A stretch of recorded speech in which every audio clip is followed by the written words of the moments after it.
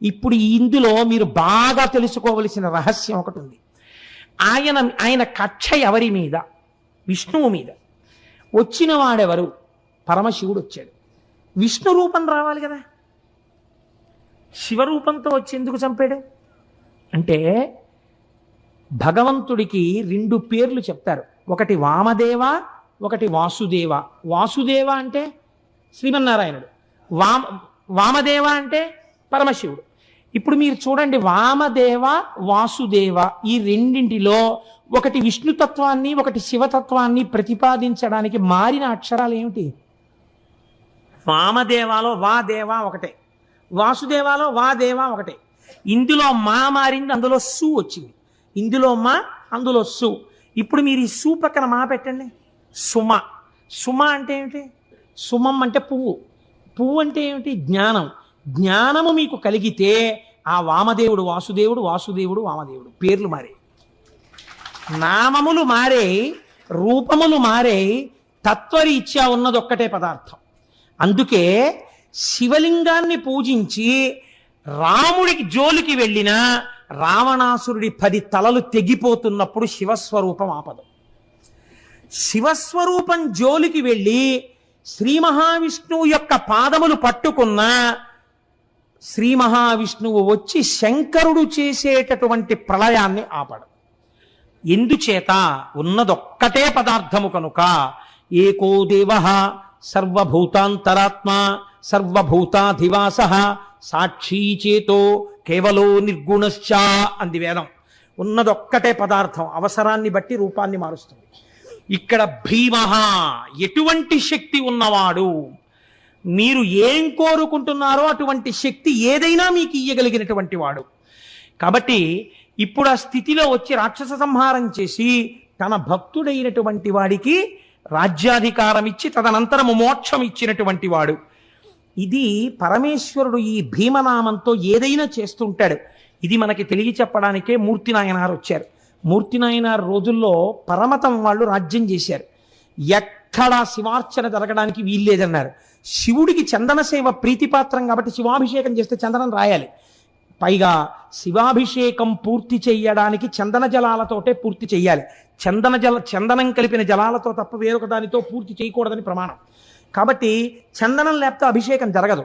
పైగా అయిపోయిన తర్వాత విభూతి రాసి గంధం రాస్తారు చల్లతనానికి.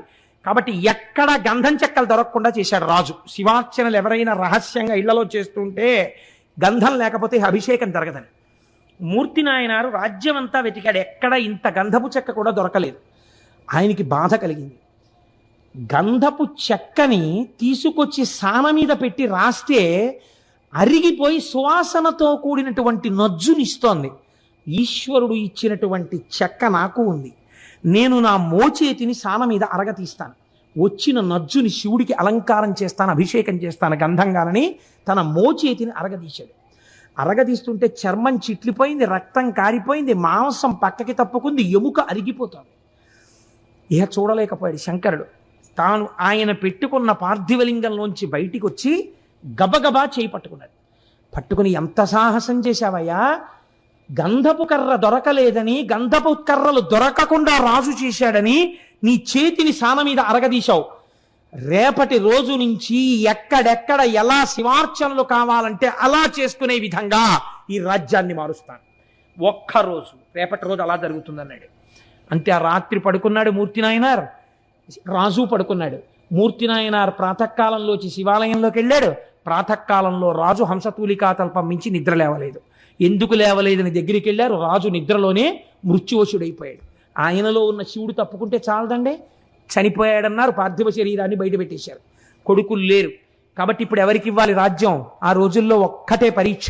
పూలదండని ఏనుగుకిచ్చి ఏనుగునికి కళ్ళకి గంతలు కట్టి వదిలేరు. అది ఎవరిని చూసినప్పుడు దండ వారి మెళ్ళలో వేస్తుందో వారికి పట్టాభిషేకం చేస్తామన్నారు. మూర్తి నాయనార్ దేవాలయంలోంచి బయటికి వస్తున్నాడు. ఏనుగు అటుగా వెళ్ళింది.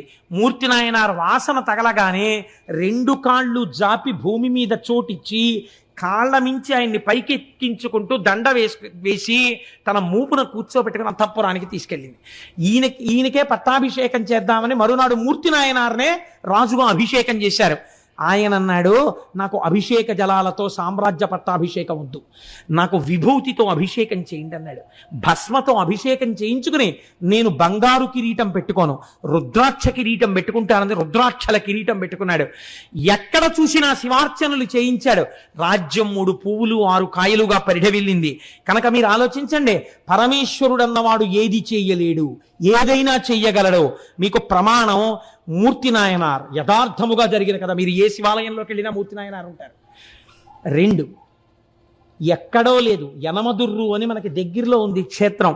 నేను కార్తీక మాసంలో నాతో పాటు ఒక బస్సుతో వచ్చారు జనం, లేదా నాతో వచ్చారన్న ఏమిటి, వారితో నేను వెళ్ళాను, వారు నన్ను తీసుకెళ్ళారు. కాబట్టి యనమదుర్రు అనేది ఒక చిత్రమైన క్షేత్రం. అక్కడ శివలింగం ఉంటుంది. శంకరుడు ఆ శివలింగంలో తల కిందకి పెట్టి పాదాలు పైన పెట్టుంటాడు. ఇలాగా ఎక్కడైనా తల పైకుంటుంది, కాళ్ళు కిందకుంటాయి. యనమదుర్రులో ఉన్న శివలింగంలో శిరస్సు కిందకుంటుంది, పాదాలు పైకుంటాయి.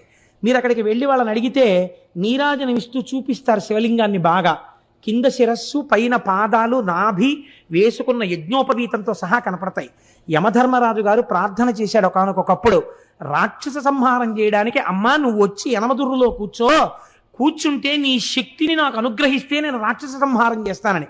అంటే అమ్మవారు శంకరుడు యోగనిష్టలో ఉండి ఆయన ఆ సమయమునందు శీర్షాసనం వేసి ఉన్నాడు. తల కిందకి పెట్టి కాళ్ళు పైకి పెట్టి కాళ్ళు పద్మాసనం వేసుకుని ఉన్నాడు. ఇలా పొడుగ్గా కూడా పెట్టలేదు.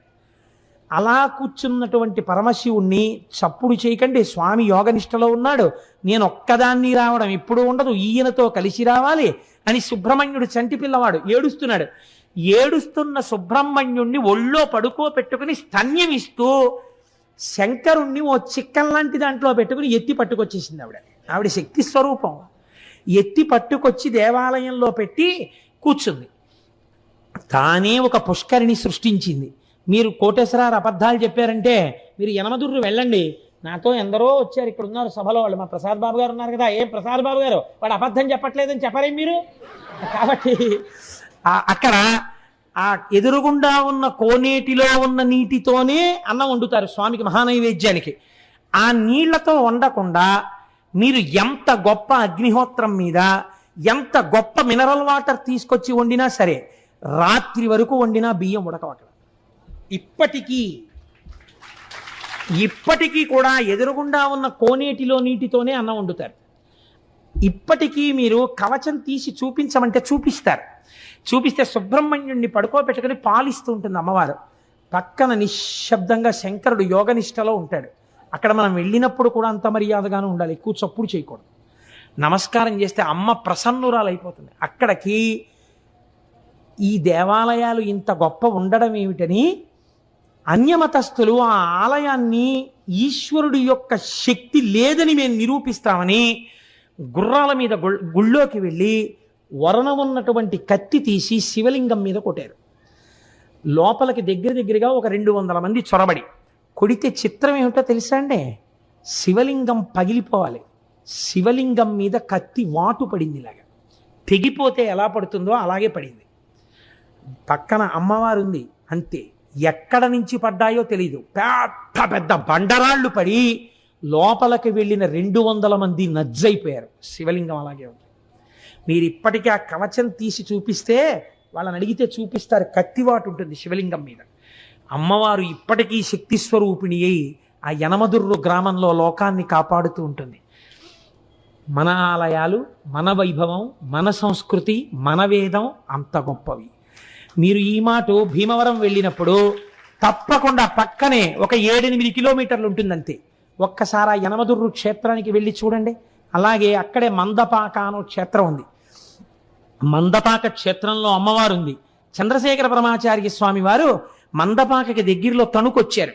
తణుకొచ్చి ఆరాధన అయిపోయిన తర్వాత పడుకున్నారు. వారు పడుకుని నిద్రపోయి మర్నాడు లేచి వెళ్ళిపోదామని అర్చకులు వచ్చి మందపాక నుంచి అడిగారు, అయ్యా ఒక్కసారి మీరు మందపాక కూడా రావలసింది అని. వామాచారం ఉంటుందేమో అక్కడ, నాకు అనుమానం, నేను రానన్నారు. లేదండి అక్కడ వామాచారం లేదు, శ్రీ సూక్తంతోనే పూజ జరుగుతుంది, రండి అన్నారు. ఎందుకన్నారో పరమాచార్య స్వామి నేను రానన్నారు అని పడుకున్నారు. మర్నాడు లేచి వెళ్ళిపోదామని పడుకుని అరగంట అవ్వలేదు, మందపాకలో ఉన్న అమ్మవారు స్వప్నంలో సాక్షాత్కరించింది. ఏమయ్యా బిడ్డ, నిన్ను రమ్మని కబురు చేసింది నేనే, ఇంత దూరం వచ్చావు, నాకు దగ్గరగా వచ్చావు, ఒక్కసారి నిన్ను చూడాలనుందిరా నాన్న, నీ చేత్తో అభిషేకం చేయించుకోవాలనుందిరా, నీతో కుంకుమార్చన చేయించుకుందామనుందిరా, నాకు వెళ్ళిపోతావా నా దగ్గరికి రాకుండా? అలా వెళ్ళిపోదాం అనుకుంటున్నావా అంది. అంతే, ఉత్తరక్షణం లేచి స్నానం చేసి నడిచి మందపాకి వెళ్ళిపోయారు. తెల్లవారేటప్పటికి పరమాచార్య వెళ్ళిపోయి అమ్మవారికి పూజ చేశారు. మందపాకలో ఏమిటో తెలుసా అండి? మీరు కావాలంటే వెళ్ళి చూడండి, పెద్ద దేవాలయం. ప్రొద్దుట్నుంచి గోత్రనామాలతో పూజలు జరుగుతాయి. మధ్యాహ్నం 12 గంటలకి అమ్మవారి యొక్క శిరస్సు మీద ఒక గిన్నె లాంటిది ఉంటుంది. అది మీరు మామూలుగా ఇలా ఇలా కదిపితే అదేం పడదు, ఇలా ఉంటుంది. దాంట్లో పువ్వులేసి అర్చకులు అత్యంత భక్తి శ్రద్ధలతో వినయ విధేయతలతో చేతులు కట్టుకుని నిలబడి మంత్రపుష్పం చెప్తారు. ఓం జాతవేదసేసు నవామ సోమమరాతీయతో నిదహాతి వేదః సనఃపరుషదతి దుర్గాని విశ్వానావేవ సింధుం దురితాత్యగ్ని అని దుర్గా సూక్తంతో మంత్రపుష్పం పూర్తయ్యేసరికి అమ్మవారి మీద ఉన్నటువంటి పూల గిన్నె ఇలా ఒరిగిపోతుంది. ఆ పువ్వులన్నీ అమ్మవారి పాదాల మీద పడిపోతాయి. ఒకవేళ పూజలో తేడా ఉంటే గిన్నె పడదు. అర్చకులు బయటకు వచ్చి జరుగుతారు మంత్రపుష్పం. అప్పుడు పూజ మళ్ళీ చేస్తారు, స్నానం చేసి మళ్ళీ పూజ చేసి మళ్ళీ బయటకు వచ్చి మంత్రపుష్పం చదువుతారు. అలా ఒక్కొక్క రోజున 3, 4 కూడా అవుతుంది. అమ్మవారి మీద ఉన్న గిన్నె ఒరిగిపోయి పువ్వులు పడిపోయిన తర్వాత పూజ పూర్తయినట్టు. అప్పుడు ఇళ్ళకెడతారు అర్చకులు. ఆ అర్చకుల ఇళ్ళకి కూడా మమ్మల్ని అక్కడ భీమవరంలో ఉపన్యాసానికి వెడితే నేను వాళ్ళకి బంధుత్వం ఉంది. వాళ్ళు ఒక్కసారి మా అర్చకుల ఇంటికి కూడా రండి చూద్దురు కానీ నన్ను వాళ్ళ ఇంటికి కూడా తీసుకెళ్లారు పాపం. కాబట్టి ఇంతంత ప్రశస్తమైన క్షేత్రాలు, ఇంత గొప్ప గొప్ప క్షేత్రాలు మన కళ్ళ ఎదుట ఉంటే నేను నమ్మను భగవంతుణ్ణి, నేను భగవంతుడికి నమస్కారం చెయ్యనంటే ఈశ్వరుడికి లోపం వచ్చిందండి?